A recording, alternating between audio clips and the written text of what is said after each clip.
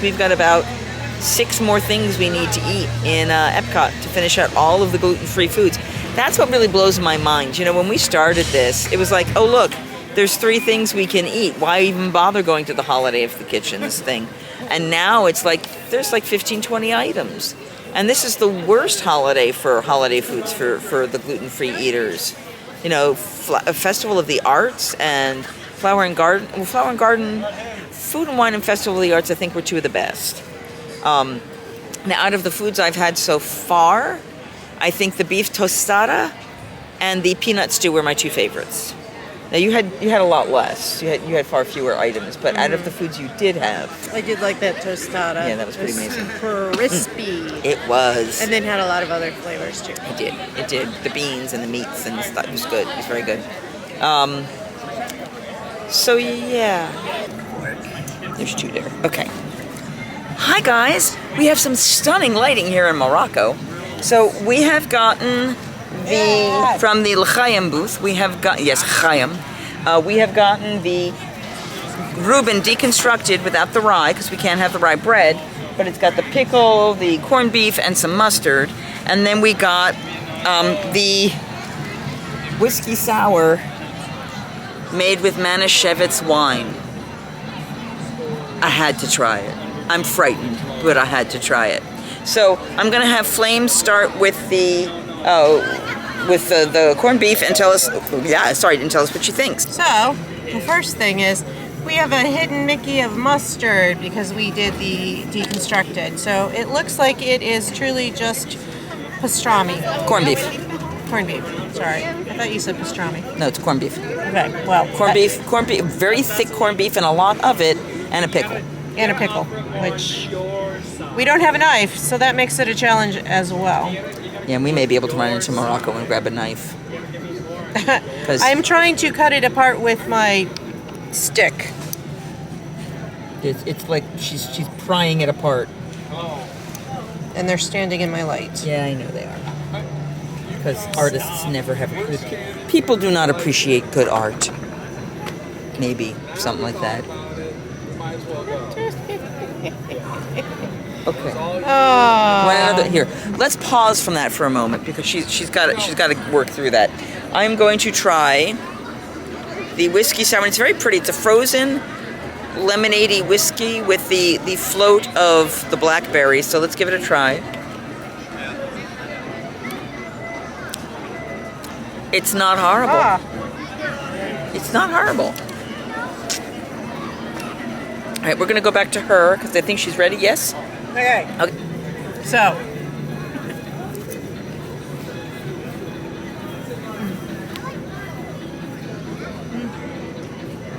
Decent corned beef? Mm-hmm. Okay. Did you try some pickle? Mm-mm. Okay. Do you like pickle? Mm-hmm. Okay. Did you put mustard on it? Mm-mm. Do you like mustard? Mm-hmm. Did you see how long it took me to get a piece of meat? So, yeah, good corned beef. Okay. It's just yellow mustard and like a dill pickle, so I just I had to fight with it, so. I'm gonna fling this if I'm not careful. Hold on. All right. All right. So, I have taken corned beef and dipped it in mustard. That's pretty good corned beef, yeah. Very moist, good brine to it. Don't. The mustard adds even more vinegar to it, which is really nice. Yeah, that's pretty tasty, actually. Sure, it'd be nice to have the bread to soak up some of the drapes and all that. But yeah, it's pretty tasty. So, do you want to attempt the blackberry whiskey sour thing or not now? I'll take a sip. Okay. It is surprisingly not bad. Okay. But we didn't mix it. It's frozen. It's floaty. Huh. Yeah, it's not bad. It's fruity. And light. Yeah, it's not bad. Yeah. It's got a... Yeah, so the whiskey sour has a little bit of a citrus fruit to it. And you got the blackberry with it. It's nice. The pickle is still kind of dillish, but it was actually a little bit sweet. Like, a slightly sweeter vinegar or something that was marinated in. But it was tasty. And the whiskey sour thingy has mixed enough, gotten warm enough that it melted, so... That's weird. Yeah, I mean, it's not bad, but it's weird. That's good. Alright, so sadly we could not get the latkes because there is soy in the latke base. Who'd have known? So, that was frustrating. But we still have a few more places we need to eat, so we will get back to you shortly. So, we have been to Noche Buena, and we have gotten the tamale and the pernil deconstructed. So Flame is going to have the pernil deconstructed, because she has soy allergies, so they had to adjust us. Alright, so it is pork on a tostone. And tostones, you know, are plantains that are fried, so I'm having a little bit of a issue cutting. We'll get there. We're not. If we have a knife, you can pick it up and bite it. I don't want to because I just touched this table. Oh, gotcha. I have sanitizer. Still working on it. Alright. I have tostone. Shoot. Knife. I need meat. Not a family-friendly vlog.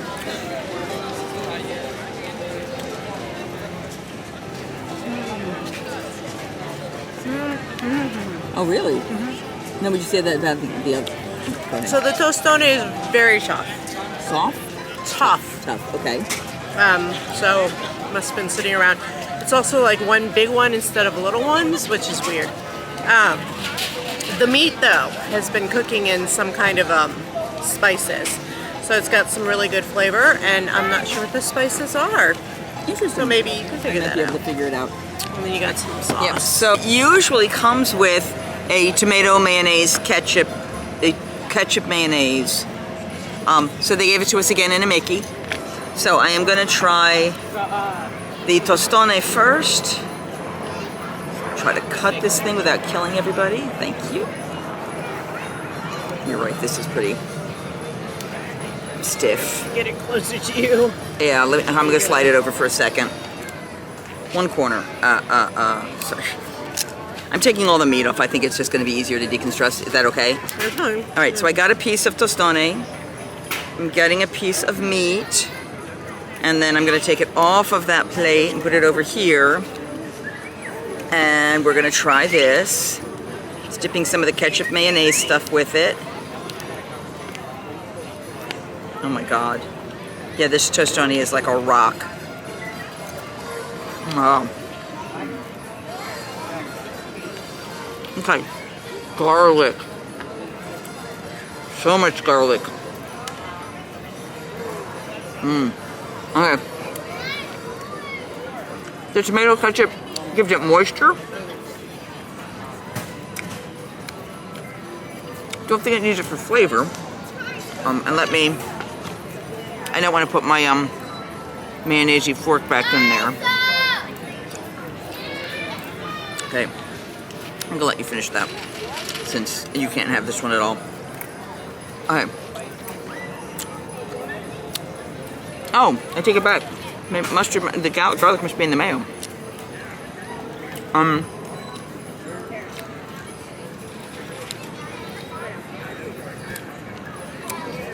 It's sort of a rich base sauce spice. I'm not getting anything really unusual. I can tell you the mayo is ketchup, mayo, and garlic. Wow, that was pretty. All right, so I'm gonna try the tamale real fast, which is all soy. It's impossible meat, which is not safe for Flame, so she will not be joining me on this, with a red chili sauce. The picture of it goes right here. And it does have some decent meat on the inside, so you can actually see meat. And let's see what it tastes like. Okay. The tamale shell on this is so much better than the one that was over there.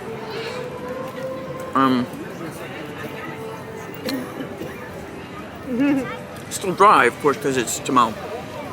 It is a nice, almost light sweetness to the red chili sauce. Not super sweet, which is that little bit kind of roundish to the flavor. Light burn. It is much softer. I don't know. I don't want to touch it with my... You want to try just the corn? Sure. Okay. So just started trying the corn cake with that tamale. Isn't that nice? It is nice and soft. Yeah. And that's what I was hoping for with yesterday's, but the other one was just so dry. All right, so for soy, this is not a great booth because you can't do the dressing that goes on the tamale, but the meat is tasty. It's the last day of the holiday of the festivals, and it is 7-Eleven, and this thing closes in 2 hours. So the food we start getting now is just to finish it out. So I'm not expecting the best quality. So it's good, but yeah, those tostones could have been a little better. Yeah? Yeah. All right, so we're gonna eat these and then get on to our next dish. I've gone to Melekamika. It's Melekamika. I can't read it. Melekamika Laka. It's Happy Holidays. If I could look at it, I could say it. Like this, looking at it, I could say it. All right, so we are now getting the lomi lomi salmon. It is the only thing that I could have. We did it with, again, sauce on the side because it's got soy in the sauce. And it's basically like a ceviche with some chips in there. I will tell you, last year I did not like this. So I'm giving it another chance, but I'm going into this saying last year I didn't like this. So we're going to see what it's like. Yeah, I would do that. I would do that. Ceviche. It's got to be like top 5 player. I'm not doing it for Dane. I'm not doing it. I'm not doing it for so that if you didn't want to cross contaminate. I've seen LeBron. I do it. Oh, Not bad? not bad. Oh, good. Luca. Definitely, I've got scallions, lime. The scallions are really overpowering right now. Let me try just a little bit of the salmon again. I'm getting just mostly scallions, but when I get around that, it's a really nice flavor actually. Okay. Well, good. She doesn't normally like seafood, so that's kind of awesome.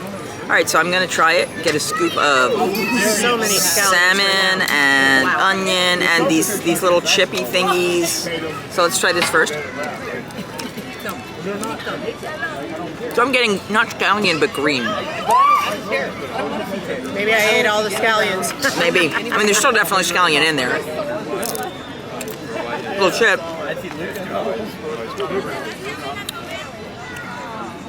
And oh wow, all the salt was in those little balls.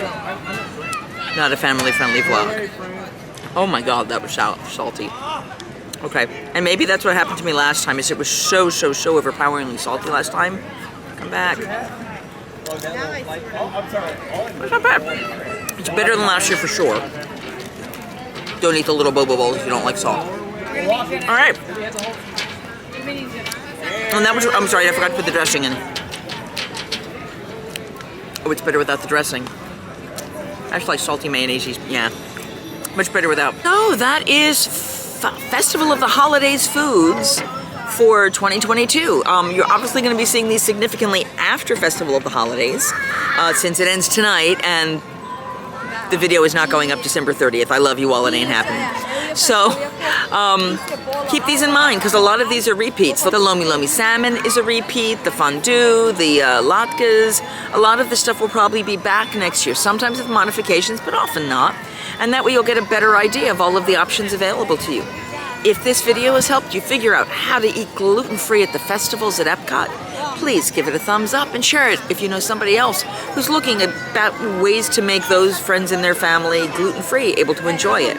Remember, always go up to the counters, and when you place the order, not when you pick up the food, but when you place the order, let them know all of the allergies. They call the chef, and they let you know what is safe for you to have. For example, there were some gluten-free items that I could have had, but they had soy in them, and since Flame has a soy allergy, it was good for us to find out that we couldn't do them, or we could modify them, putting the sauce on the side or something like that. There are always ways that you can at least get the best option possible. Advocate for yourself and trust the chefs. They're looking out for you. Thank you, everyone, and I hope to see you I don't have a tagline. Singing hey ho, a maiden's life, 1, 2, 3. Hey ho, a maiden's life, won't you drink with me?